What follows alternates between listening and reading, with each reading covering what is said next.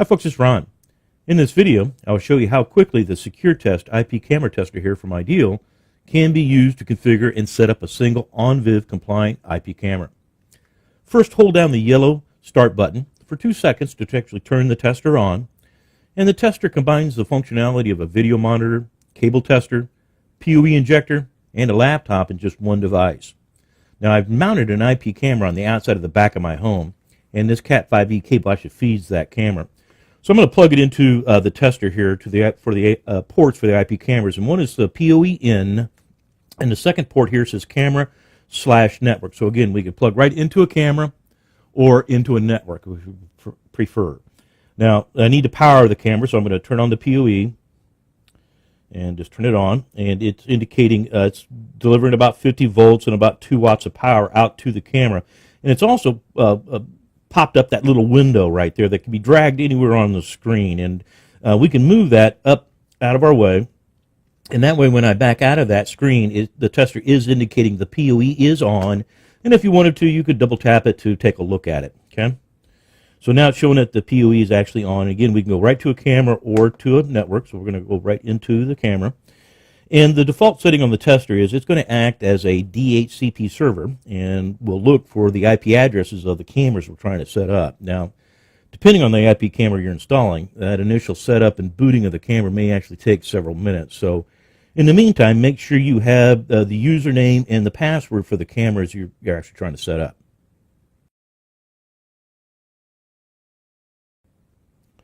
Okay, you can see that, again, the DHCP server is on, so it's discovered the IP address of the camera as 192.168.1.64, and it has assigned itself an IP address within that subnet. Now, you can also ping your camera out there, and you'll see it sending packets, and all 4 packets were transmitted, all 4 were received, and so the camera is, again, continuing to boot up here. And again, this is an ONVIF compliant camera, so once it's ready to use, all we do is hit the ONVIF camera button.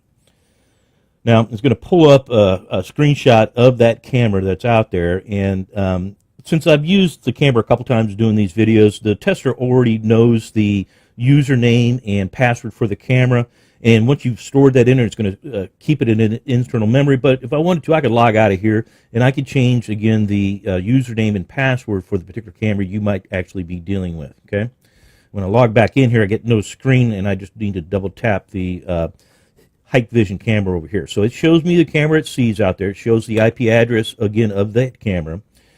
One of the first things you might do when setting these things up is probably name the camera. So we could do that by going into the menu accordion, and it lists a bunch of things in here we could go in and change. But we're going to go right into the device ID, and it gives us all the pertinent information about that Hikvision camera we see. And right here, I can change the location of the camera or the name of the camera, and I'm going to just call it Ron's Backyard and hit done. Okay.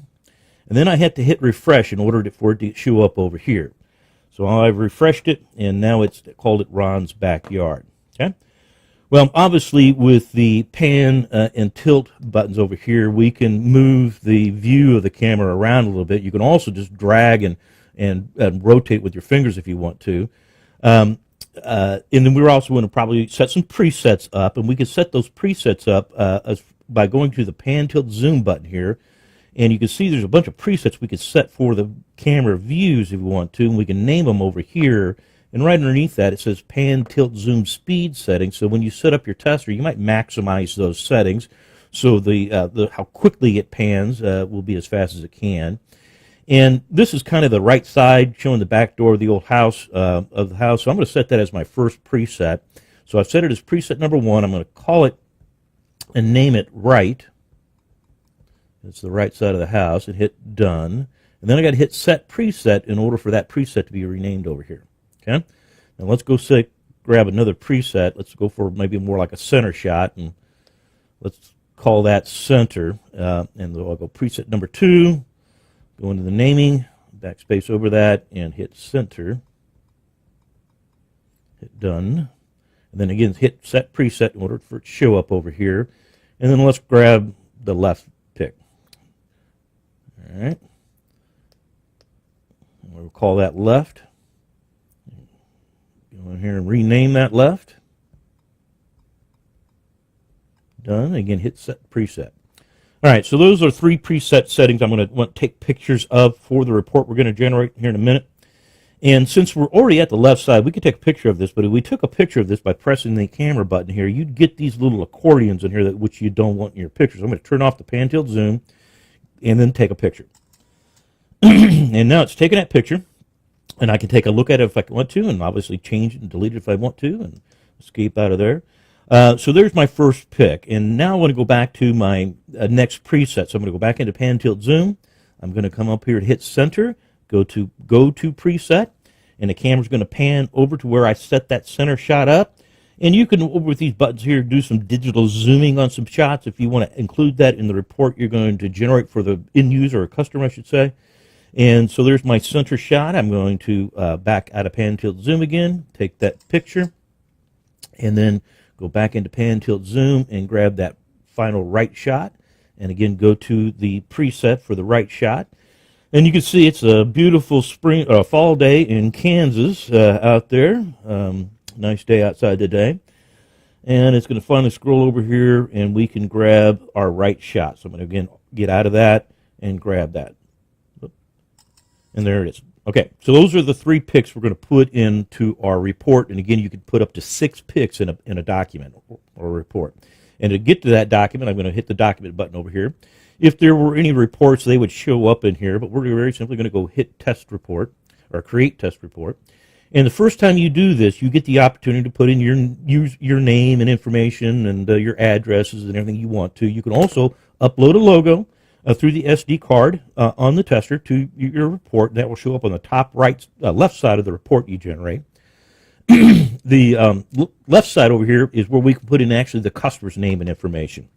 And so, again, we can populate that. And every time we go back here, we'd have to change the job name if we go back to that same company again.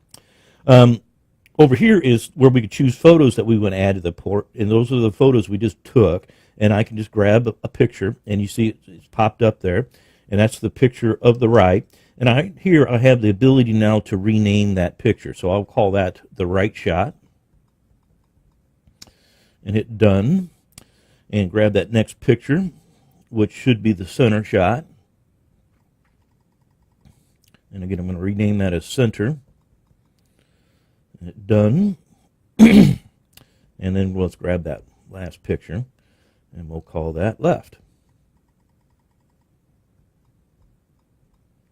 And hit done. Okay.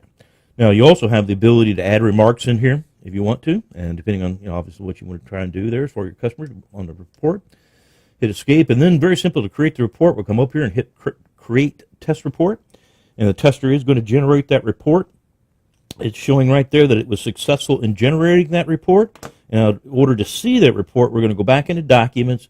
You can see the report is listed here, and we're simply going to highlight that report and then hit preview and double click that for the PDF viewer. Okay, and now it actually shows me the report itself. Okay, and we could scroll down here. You can see where the top of the report, you could put your company logo there if you want to. On the top of the report, it has all the pertinent information about the job you just did and your information. It has the tester's information in here and the date code that the tester generated the report. The device information about the camera you dealt with, and again, it's Ron's backyard. The network status, if any of it was used during the process of creating that report. And again, the information about the images themselves. And so here are the images that are actually loaded in that report as well. So you can see it develops a very nice professional looking report, and that report can be downloaded directly from the tester or to a Dropbox account. And you can also email that report using the wireless capabilities of this tester. And the reporting software only works, by the way, on ONVIF compliant cameras, which is 95% or more of all the cameras out there in the market. But however, a template can be created for any non-ONVIF compliant camera if you need to. So as you can see, the SecuriTest IP camera tester from IDEAL makes setting up an ONVIF compliant camera quick and easy, and the generated reporting software offers a professional document for your customers. Hey, thanks for watching, folks. I'm Ron with IDEAL Networks, and I'll plan on seeing you on the next one.